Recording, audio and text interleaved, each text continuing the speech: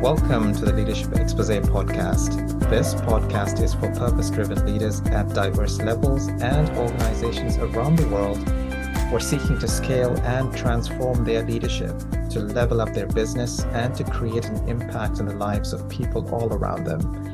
Business and boardroom topics, trends, innovation, transformation, and the intersection with leadership is the focus.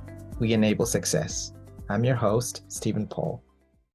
In this episode, we meet a serial entrepreneur, leader, and connector. She is a social change maker, deep tech and robotics explorer, and networking powerhouse, whose focus is enabling the adoption of tomorrow's technology today and providing a foundation for innovation and development globally in the Balkans region and beyond.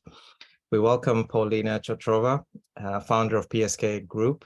She is also country leader of the European Women's Association and holds other positions of chairperson and co-founder across other firms. Today, we will learn about how Paulina is bridging leadership and creating ecosystems of the future through super connections, and how the Balkans is such an important growth region for technology and business for startups, scale-ups, and established firms. Welcome, Paulina. How are you doing today? Thank you so much for the invitation to be part of this amazing podcast, sharing so much leadership and so much information about the people who wants to grow into this direction. I'll be very happy to share my experience and to make this as much as worth it for the people who are listening. Wonderful, Paulina. That's great. We've been chatting about this for a while, and I know where you're located. I'm here. You know that I'm here in the UK. But for the purposes of our audience, where are you located specifically? I know in the Balkans, but yes, where? I'm located in Bulgaria, in Plovdiv, second biggest town and fifth oldest, actually. A town full of history and town full of industry. And this is one of the places that I do believe will be very huge economic part of Bulgaria, and not only Bulgaria and the region itself. And we decided to stay here and to work here because I do believe, after all my traveling in the years, more than 75 countries, I came back in 2015 in Bulgaria, and I decided that we have so much information, we have so much knowledge already, and it's good to use this knowledge to grow the local ecosystem and the local business and help the local talents grow into different directions, not only as an employee, but also as a business leader and also as a founders. Wonderful. Bulgaria is a very high growth country, and it's very much in the radar across growth and innovation. Paulina, tell us a little bit about yourself, about your personal journey and the intersection with your professional journey. Just briefly tell us how all of this came about with you. Oh, the story is very long. I had this amazing opportunity to do this, to share this story among students before a couple of weeks. My journey started from mathematics high school. I didn't even believe in myself that I want to go and to start all the engineering entrepreneurship journey. After that, I graduated Technical University here, and I had the lucky chance to start to work in partnership with a big corporation. I started to work officially for this corporation and travel. I was moving from Italy to Tunisia, to Turkey, to some other places. And at one point, all this hardware engineering education, especially hardware engineering education, and all this experience that I got from this corporation, I decided that for me, it's not enough, and I want to move to the next level. I want to go to the dark side, as I'm joking, because the people at some point is something like this one. And at 2015, as I told you, I came back to Bulgaria. I started my own company in direction software and technology. I started with the basic things to try out to see how the industry is going. And somewhere on the way, I found my two directions, my direction of working, that I want to do more innovation things and more things related to software and technology. And also I found my partner in the company and already my partner in crime in the life as well. And we are trying to build this together.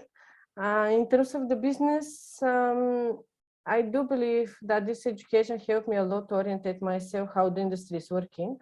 And to understand how one industry is working is the first step to go into the journey of entrepreneurship, especially into this industry. Wonderful. So keen to hear a little bit more about your specific areas of focus. So you mentioned about entrepreneurship, technology. These are fairly broad. So what specifically what do you do in terms of developing or managing those elements? I do believe I found my place in the end of this long journey, even if I'm just 32. Currently, my main focus in terms of entrepreneurship, in terms of business, is focused in two directions. One direction is enterprise management systems. We're working with more than 12 verticals, managing full-scale solution, software and hardware solution. We are a company with a number of patents already, a number of IPs generated, and we are using these IPs in terms of closing the cycle, how to automate and automate and digitalize the process with the companies. From the other side, in the last 3.5 years, we are working a lot in the deep tech sector. We are outsourcing provider for a lot of companies who wants to go in Web3, who are interested how to do this journey into metaverse, or just go into deep tech in terms of IoT, robotics, and R&D into this direction. This is one of the sides that I'm working very closely. Another side, as you already shared, I'm trying to be very active into a different organization. Why? Because networking is one of the things that help us a lot in the years. I'm part from different women in tech organization. I'm trying to be part from a lot of different industry clusters based on what we are doing.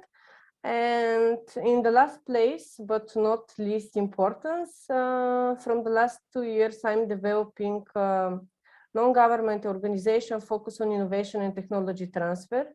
And this is my way to help to the ecosystem and to bridge the ecosystem in order to have full-scale solution in easy steps and journey into entrepreneurship field.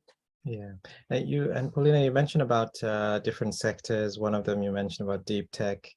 But tell us a little bit more. I mean, in terms of the actual sectors that you work with and the type of solutions that you are creating. You mentioned about a number of IPOs or integration of their digital life cycles and so forth. So just keen to understand the different sectors that you're really focusing on. Yes, one of the direct sector is like I share this enterprise management system like ERP, MES, CRM, that is in-house developed. Like we are developer of these systems, and this system are working accordingly and with hardware solution that we are using from our partners and our own IPs and our own hardware solution managed on the market. In terms of deep tech, our main focus currently is solutions that are related to AI and blockchain. We have already more than 20 companies that we are supporting in terms of technology, developing AI or blockchain ecosystem for them and for their projects. And one of the main things that bring us so much interest among the companies, especially the R&D, the hardware R&D. Because in the end, the hardware solutions are one of the things that you help each individual to get into this blockchain, AI, and all these buzzwords that we're using now. Because, for example, I'm sharing the example all the time. If I want to ask my mom to tell me how she's talking with AI, she's talking, for example, with AI among her phone. So the hardware is a needed part about developing in this vertical, deep tech vertical, and the hardware R&D and especially AI and blockchain solutions are one of the things that we are very specified, and already a number of companies are using us as a partner or provider. Yeah, wonderful. And you mentioned about your participation and interactions with different leaders and so forth. But about you, can you share an experience or a story that comes to mind in your current role as an executive, as an entrepreneur, that has resulted in a highly positive outcome from a leadership perspective? Oh, I can give very example from just a couple of weeks ago. Just I a had one or two is good. yes, yes. I'm before two weeks and a half, something like this one. I had the opportunity to visit one of the Bulgarian universities to share about my experience, to share about why I moved from corporate to entrepreneurship life. And there were like 70 students in the room. I shared with them about this project that I already mentioned, E-STEP, is called. How to go to the journey of entrepreneurship, and this is possible, and especially it's possible when you have an idea and there is a full ecosystem to support this one. The result of this sharing and the result of this idea is that we already have a couple of students coming to us with their ideas and searching for support, how to grow into the ecosystem and into entrepreneurship journey. And especially a few of them are ladies, which is very nice. And I do believe what I want to leave as a legacy is a methodology into how the things are working and that the things are possible if you're in the right ecosystem, because a lot of people are trying to get into entrepreneurship journey by learning. Yes, learning is a good methodology, but you need to feel the ecosystem and how the ecosystem is contributing to the rest of the parts, so you can be much more successful. Yeah. Paulina, there's lots of change that's happening in the world now, and different regions maturing at different pace. What's your take on how the Balkans region is maturing when it comes to entrepreneurship, innovation, and obviously you're doing a lot of contribution towards that. But in your view, the region itself, how do you view that? The things change a lot in the last years, and the things are going from the direction, like I have this belief that in the beginning we were very good place for adoption of any kind of international companies, technology, solution, methodologies, and etc. and etc. In the last couple of years, the things switch. Why switch? Because the Balkans has a huge potential in terms of talents, in huge potential in terms of people who are joining the entrepreneurship ecosystem and startup ecosystem itself. And more, I'm seeing more and more companies and more organizations that are contacting me, how they can reach the Balkan region, how they can understand the Balkan mentality in order to start to work here. First, because of some, how to say, economic reason, like if we're talking about Bulgaria, for some economic reason, like taxes and etc. If we talk about talents, the whole Balkan region is very, very powerful in terms of number of young people who are in terms of like technology, software, or just entrepreneurship journey. I do believe the position of Balkans are switching because more and more companies are coming here to search for this expansion and development as well, not only the other part of Europe. Yeah, wonderful. I mean, Paulina, you're a leader in your own right. Are there any leadership or personal life lessons that you've learned which transformed the way you lead or operate and benefited other people within your team or outside? I know you mentioned about mentorship and you're talking about others, but any life lessons or any lessons you want to share here? Based on my experience, that before years, now it's getting less and less, because the Bulgaria, for example, is one of the top countries with women in tech sector. My life lesson that I'm sharing with the people is that they need to stand up and demand. If you're just staying, you cannot arrive to the place where you want to be. And especially about the ladies, I'm always sharing that they need to stand up and demand their place and to share what they're doing. And I'm sharing with the difference. I just had this talk. I'm sharing with the people the difference between to be a lady and a man in this technology sector. The ladies need to prove themselves before to join a specific ecosystem, and for the rest, like for example, for the men, is one step easier in terms that they are already, how to say, the ecosystem already get too used to them that they're there and they're professionals.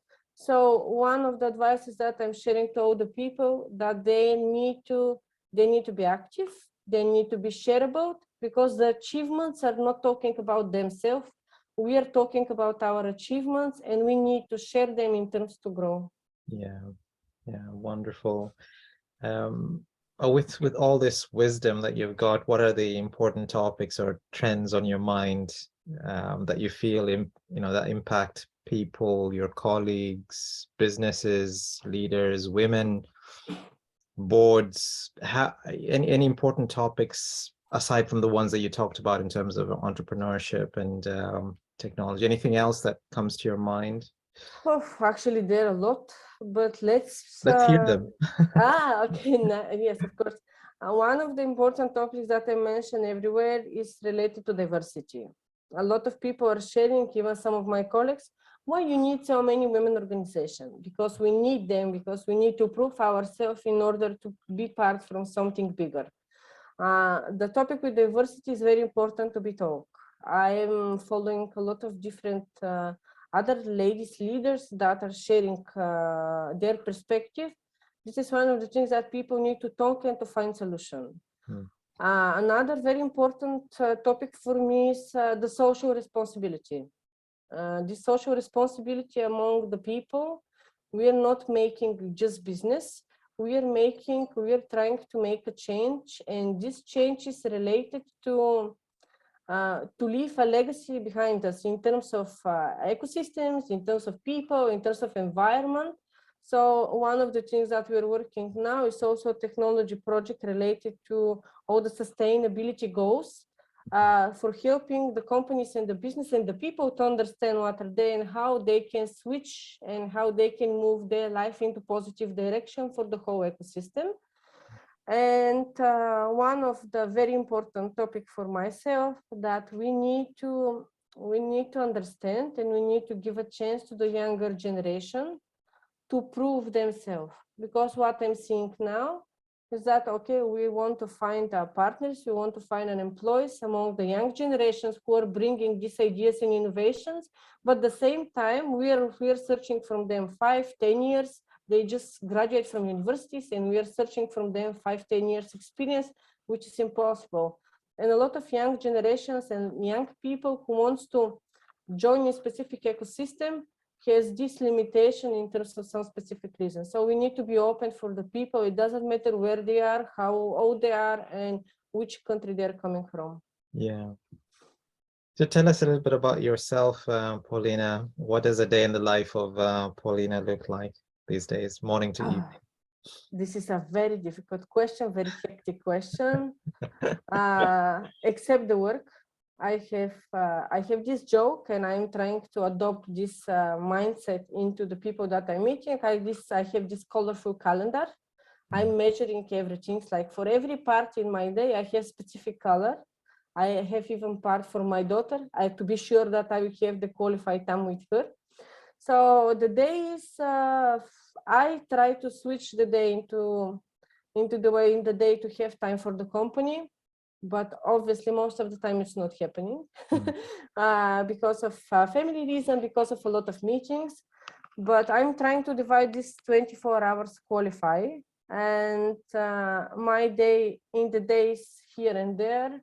In the afternoon is spending my daughter, in the evening is working till late hours, because people are saying it's very easy to be entrepreneur, it's very good, okay, you're making your own money and etc. No, actually, it's much more difficult, because when you go to work, you're okay 5 o'clock or 6 o'clock, and you're going home, and you don't care what happened next. But in this case, you need to be there 24/7 in case of something happen, in case there is some issue that you need to solve, or some achievements that you need to receive. So the day is very hectic. Yeah. Well, with successful entrepreneurs like yourself and business leaders like yourself, it is a balance. Exactly. But it sounds like you are actually doing that, albeit the busyness that comes with it. It was very difficult in the beginning till I find and adopt for myself this mindset about time management. And now when I'm trying to make this balance, even if like if my colleagues are joking, it's like engineering balance, because I'm trying to make it in some kind of technology for myself.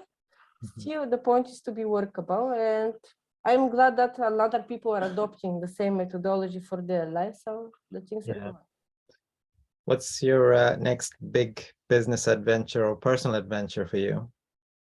Currently, as I already shared, I'm working in two different directions. One of the directions is a very new project for ourselves that we will launch in the beginning of the next year, related to sustainability and to waste management, technology solutions, software and hardware solution into this direction. And the official launching of this non-government organization is STEP that we're planning for January as well. We already established quite a lot of good contacts and partnerships, and it's time to move forward. The organization currently is getting people from more than 52 countries, which is quite nice, universities, startups, investors. So the ecosystem is growing, and it's time to launch it officially and to show to the ecosystem what we're doing and how they can join as well. Yeah. Now you've mentioned this in parts of your conversation, but we are approaching the end of 2022, and we're approaching 2023.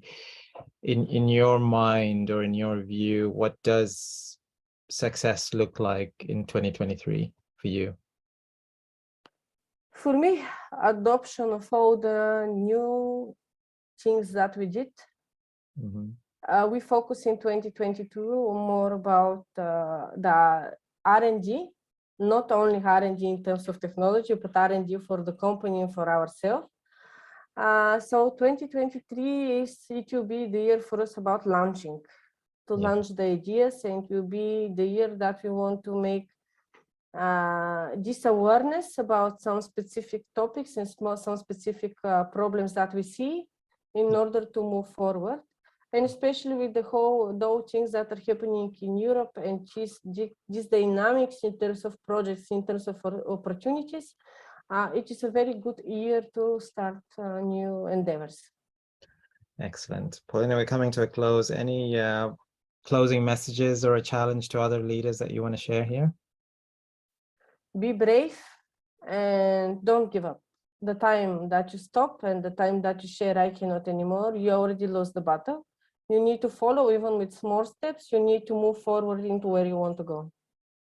That's a challenge from Paulina. Thank you very much, Paulina, for being with us today and sharing your journey and all these interesting ideas and topics and all the big goals that you have. Thank you.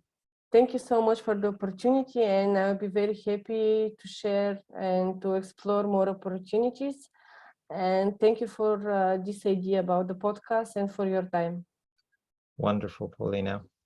Thank you. Okay, folks, thank you very much for listening in, and stay tuned for our next episode where we will hear about an innovative leader who has transformed mechanical engineering drawings and data using machine learning. Stay tuned. Hey, I hope you enjoy the podcast. Don't forget to subscribe to the channel. You're now seeing this part of the video also because you consume some of my content, insights, and teachings. Maybe you've been to my LinkedIn page or website or seen other social media ads or listened to my podcast. I'm Stephen Paul, a business and transformational executive coach, strategic advisor, leader, and board member. I've been in diverse roles, corporate executive, entrepreneur, and worked with businesses and firms of all sizes, built and launched businesses, created high-impact boards, and so forth in 4 continents. I get it. I've been there, done that, but what is different is I bring a unique perspective and a playbook. I've helped 100+ business leaders just like you to scale and align their leadership top teams, the board, and overall business for growth. Leaders like Ivana from medium-sized company in the EU who grew 150% and expanded globally in under 5 months. After she started to work with me over facilitated sessions in an initial 3 days, I helped fine-tune their strategy and align their leadership team and board to be a cohesive driving force to achieve their dreams and outcomes. I want to teach you the same thing and more on how to scale and align your leadership team and board so you can increase your business growth and value. get clarity on what is the next right strategy for you. There are multiple ways we can work with you. Number one, click the link for a free, non-obligatory 60-minute initial strategic session. Let's get a feel for your dreams, your vision, your challenges, and let me convert that into a route map for you where we can co-develop and co-pilot. Number two, enroll in an innovative and intuitive digital online course that I have created to help you transform. It's called Unshakable Resilience. It is the ultimate program for individuals and business leaders like you who want to be equipped at a personal and professional level to respond to any form of challenges or in crisis situations and take on opportunities with grit, resilience, and build a mindset of success. In essence, you want to be unshakable, thrive in crisis, take on opportunities in the face of adversity, and build a success mindset. So, click the link below to learn more on how I can personally help you individually and your firm to scale and align your leadership team and business and pivot in a transformational way. And for you to experience this, whatever the challenge you're facing, get in touch with me. Let's discuss, and I will share my insight rapidly to enable your transformation. Click the links below.